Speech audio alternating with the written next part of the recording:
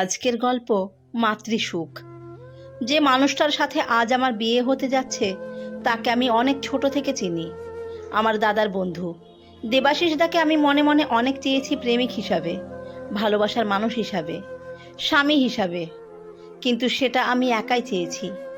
তার মনে আমার জন্য যে কোনো জায়গা ছিল না তা আমি জানি। এই বিয়েটাও দেবাশিস দা খুব খুশি মনে করছে তেমন ব্যাপারও না, বলা যায় বাধ্য হয়েই বিয়ে করছে আমাকে। কিন্তু আমি ভীষণ লোভী, একটু ভালোবাসা পাওয়ার আশায়, আর সর্বোপরি মা ডাক শোনার আশায় আমি নতুন জীবন শুরু করতে যাচ্ছি। বিয়ে বলতে রেজিস্ট্রি হলো, আর সিঁদুর দানটুকু। বাড়ির লোক ছাড়া কেউ নেইও তেমন, কিন্তু তাতেও আমি ভীষণ খুশি। যাকে একসময় অনেক চেয়েছিলাম তাকে স্বামী হিসাবে পাচ্ছি বলে, তার সন্তানকে মাতৃস্নেহ বড় করব বলে। আমার দাদা যখন কলেজে গেল তখন থেকেই দেবাশিস দার সাথে বন্ধুত্ব। আমি তখন ক্লাস 9-এ পড়ি। দেবাশিস দা প্রায়ই আসতো আমাদের বাড়িতে। মাও তাকে ভালো মন্দ রান্না হলে ডেকে খাওয়াতো। দেবাশিস দা সুপুরুষ, ফর্সা, লম্বা, সবে সবে গোফের রেখা উঠেছে তখন। তাকে একটু দেখার জন্য ছাদ থেকে উঁকি ঝুঁকি মারা থেকে শুরু করে টিউশন পড়তে যাওয়ার পথে দাঁড়িয়ে থাকা কত কিছু করেছি। সেই বয়সে মনে হতো যদি ওই মানুষটাও আমায় ভালোবাসে, পৃথিবীর সবচেয়ে সুখী মানুষ হব আমি। দেবাশিস দা বাড়িতে এসে আমার সাথে খুব কম কথাই বলতো। বড় জোর বলতো, দাদা নেই, থাকলে ডেকে দে, বা দাদাকে বল আমি এসেছি। তার এইটুকু কথা শুনলেই সেই দিনটা আমার ভালো হয়ে যেত। দেবাশিস দা কম কথা বললেও ভীষণ সৎ আর ভালো মানুষ। কতবার দেখেছি বন্যার সময় পাড়ায় পাড়ায় ঘুরে চাল জামা কাপড় সংগ্রহ করতে। দেবাশিস দা একটা ফ্রি কোচিং সেন্টারও খুলেছিল গরিব বাচ্চাদের পড়ানোর জন্য। সেবার আমাদের বাড়ির সরস্বতী পুজোতে হলুদ একটা পাঞ্জাবি পরে এসেছিল দেবাশিস দা। কি সুন্দর দেখাচ্ছিল তাকে। আমি হাঁ করে তার দিকে তাকিয়েছিলাম, কিন্তু দেবাশিস দা শ্যামলা চেহারার আর মোটা গড়নের শাড়ি পরে বসে থাকা আমার দিকে তাকিয়েই দেখেনি। অথচ দাদা আর দেবাশিস দা দুজন একই রকম পাঞ্জাবি কিনে যখন মাকে দেখালো, আমিও তখন সেই রঙে মিলিয়ে মায়ের কাছে বায়না করেছিলাম একটা শাড়ি কিনে দেওয়ার জন্য। মা কিনে দিয়েছিল বটে, কিন্তু যাকে দেখাতে চেয়েছিলাম সে ফিরেও তাকায়নি, উল্টে চলে গিয়েছে দাদার সাথে ভোগ বিতরণের কাজ করতে। দুপুরে বন্ধুদের সাথে ঠাকুর দেখতে গিয়ে এক বান্ধবী বলেছিল, ওই হলুদ পাঞ্জাবি পরা যে ছেলেটা তোর দাদার সাথে ভোগ দিচ্ছিল, কে রে ওটা? ছেলেটাকে কিন্তু হেব্বি দেখতে। ভীষণ রেগে গেছিলাম আমি। তখন একটা অকারণ অধিকারবোধ কাজ করছিল আমার মধ্যে। তারপর আরও কত কি করেছি একটু গুরুত্ব পাওয়ার জন্য। দেবাশিস দা বাড়ি এলে হালকা কাজল পরা, কখনো একটু লিপস্টিক ঠোঁটে দেওয়া। এক সময় আমি কলেজে উঠলাম। দেবাশিস দা আর দাদা হোস্টেলে চলে গেল উচ্চশিক্ষার জন্য। খুব কষ্ট হতো আমার। মনে হতো, আচ্ছা দেবাশিস দার মনে কি আমার জন্য কোনো জায়গা নেই? কখনো কি বলতে পারে না যে সে আমায় ভালোবাসে? ডায়েরি জুড়ে কত কিছু লিখেছিলাম তাকে নিয়ে, কিন্তু দাদা বাড়ি ফিরে একদিন বলল দেবাশিস দার প্রেমিকার কথা।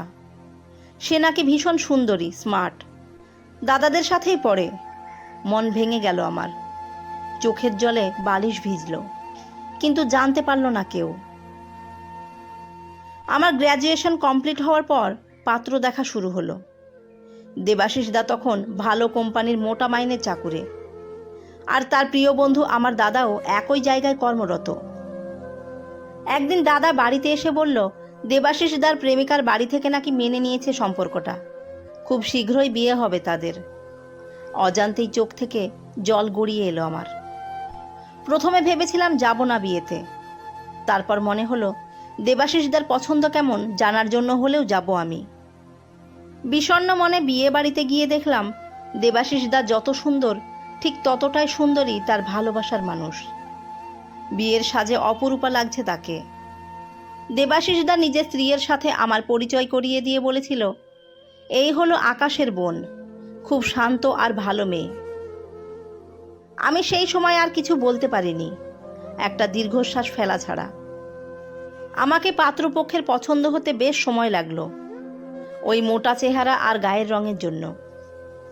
প্রায় 20-22টা পাত্রপক্ষের অপছন্দ হওয়ার 6 মাস পর মোটা পণ আর দামি বাইকের পরিবর্তে এক সহৃদয় পাত্র আমাকে বিয়ে করতে রাজি হলো। আমার বিয়েতে আমার বাবা দাদা খরচ করেছিল প্রচুর। পার্লার থেকে মেকআপ আর্টিস্ট এনে আমাকে খুব সুন্দর করে সাজিয়েও দিয়েছিল। কিন্তু দেবাশিস দা আর ওর বউ যখন আমায় দেখতে এলো, বোকার মতো তাকিয়েছিলাম ওদের দিকে। সত্যি দারুণ মানিয়েছিল দুজনকে। শ্বশুরবাড়িতে গিয়েও বেশি দিন সংসার করা হয়নি আমার। বিয়ের 1 বছর পর যখন শ্বশুরবাড়ির লোক জানতে পারল শারীরিক জটিলতার কারণে আমি সন্তান জন্ম দিতে অক্ষম, তখন আমার উপর শারীরিক আর মানসিকভাবে অত্যাচার করতে শুরু করলো। ততদিনে দেবাশিস দা বাবা হয়ে গেছে একটা ছেলের। এইভাবে ক্রমাগত অত্যাচার সহ্য করে ওই বাড়িতে আরও 1.5 বছর পড়ে রইলাম। একদিন মাকে ফোন করে জানলাম দেবাশিস দার স্ত্রী হাসপাতালে ভর্তি, অ্যাক্সিডেন্ট হয়েছে তার অফিস থেকে ফেরার পথে। শুনে মনটা খারাপ হয়ে গেল। পরের দিন মাকে ফোন করে পেলাম না, দুশ্চিন্তা বাড়ল। সন্ধ্যাবেলায় মা কাঁদতে কাঁদতে বলল, আর নেই রে দেবাশিসের বউ, দুধের শিশুটাকে ফেলে চলে গেল মেয়েটা। এই ঘটনার 2 মাস পর স্বামী আর শাশুড়ির হাতে মার খেয়ে ভীষণ অসুস্থ হয়ে ভর্তি হতে হলো হাসপাতালে। আর থাকতে পারলাম না। বাবা মাকে সব খুলে বললাম। সব শুনে শিউরে উঠল বাবা মা। আমায় নিয়ে চলে এলো বাড়িতে। একসময় ডিভোর্স হয়ে গেল আমাদের। বাড়িতে তখন ভীষণ একা লাগতো আমার, তাই প্রায়ই চলে যেতাম দেবাশিসদার বাড়িতে। সেখানে ওর ছোট্ট ছেলে বাবলুকে নিয়ে খেলায় মেতে উঠলাম। তখন বাড়িতে দেবাশিসদা থাকতো না, থাকতো শুধু তার বৃদ্ধা মা। এইভাবে প্রতিদিন যেতে যেতে বাবলু আর আমার মধ্যে খুব ভালো সম্পর্ক তৈরি হলো। বাবলু আমার কাছেই খেত, ঘুমাতো আমার কোলে। আমিও ওকে মাঝে মাঝে নিয়ে আসতাম আমাদের বাড়িতে। তারপর দেবাশিসদার মা আমার সাথে ছেলের বিয়ের প্রস্তাব দিল। ছেলের কথা ভেবেই বোধহয় দেবাশিসদা রাজি হয়ে গেল বিয়েতে। বিয়ে করে ও বাড়ি গিয়ে ভালো করে বুঝতে পারলাম দেবাশিসদার মন জুড়ে শুধুই তার প্রথম স্ত্রী। আমি তার ভালোবাসা কখনো পাবো না। কিন্তু তারপরেও সুখী ছিলাম আমি। দেবাশিসদার ছেলে আধো আধো গলায় আমাকেই মা বলতে শিখেছিল যে। নিজের সমস্ত ভালোবাসা উজাড় করে বাবলুকে বড় করছিলাম আমি। ওকে নিয়েই কেটে যেত আমার সময়। ওকে হাত ধরে হাঁটতে শিখিয়ে, মা বাবা বলা শিখিয়ে খুব আনন্দ পেতাম আমি। আস্তে আস্তে বাবলু বড় হতে লাগলো। কিন্তু আমার ভাগ্যে বোধহয় সুখ দীর্ঘস্থায়ী নয়। সেবার অফিসের পিকনিকে গিয়ে সেই অ্যাক্সিডেন্টেই মারা গেল দেবাশিস দা। আমার দাদাও ভয়ানকভাবে আহত হলো। বিয়ের 3 বছরের মাথায় বিধবা হলাম আমি। চোখের জল মুছে ছেলে আর শাশুড়িকে ভালো রাখার জন্য আপ্রাণ চেষ্টা করতে লাগলাম আমি। জমানো টাকা দিয়ে শাড়ির ব্যবসা শুরু করলাম। নিজের সামান্য উপার্জনেই ছেলেকে ভালো স্কুলে ভর্তি করলাম। আর যোগান দিতে থাকলাম অসুস্থ শাশুড়ির চিকিৎসার খরচ। 10 বছর কেটে গেছে। আমার ছেলে বাবলু এবছর মাধ্যমিক পরীক্ষাতে জেলার মধ্যে সবচেয়ে বেশি নাম্বার পেয়েছে। আজ আমার বাড়ি ভর্তি লোক। সবাই এসেছে মেধাবী আর সফল বাবলুকে দেখতে। আজ ভীষণ আনন্দ হচ্ছে আমার। আনন্দে কাঁদছি আমি। পরের দিন গেলাম বাবলুর সাথেও স্কুলে। ওদের স্কুলের প্রধান শিক্ষক বললেন, তোমার ভাই বোনদের কিছু টিপস দাও আগামী দিনে তোমার মতো সফল হওয়ার জন্য। আমার পাগল ছেলে কি বলল জানো? বলল, সফল আমি একা হইনি, আমার সাথে আমার মাও সফল হয়েছে। সফল হয়েছে আমার মায়ের স্বপ্ন। আমি গর্বিত এমন মা পেয়ে, যে কিনা সন্তানের জন্য সব দুঃখ কষ্ট সহ্য করেছে, নিজে না খেয়ে আমায় খাইয়েছে, একটা নতুন শাড়ি না কিনে আমার টিউশন ফিস দিয়েছে। আমার ছেলে স্টেজ থেকে নেমে আমায় জড়িয়ে নিয়েছে নিজের বুকে। আজ মনে হচ্ছে আমি পৃথিবীর সবচেয়ে সুখী মানুষ, গর্বিত মা।